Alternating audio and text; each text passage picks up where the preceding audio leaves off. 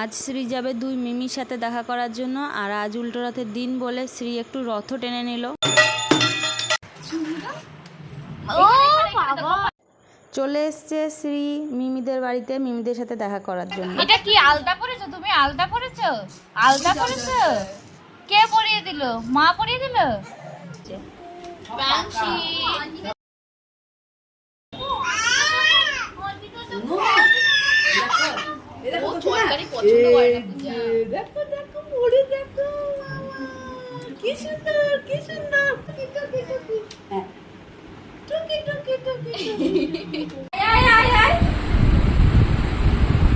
কিনেছো তুমি? বেলুন কিনেছো? ওখানে দুই মিমি আর দিদুনের সাথে আনন্দ করে খেলা করে এখন সে নিচে দিদুনের সাথে মেলায় এসেছে। তুমি পাপড় খাচ্ছ সোনা? পাপড় খাচ্ছ?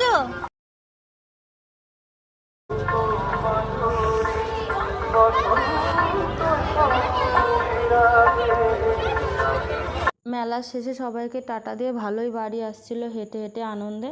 হঠাৎ করে পড়ে যায়, তার ঠোঁটে লাগে আর রক্ত বেরোতে থাকে। তাই কাঁদতে কাঁদতে দিদুনের সাথে লাস্টে বাড়ি আসে।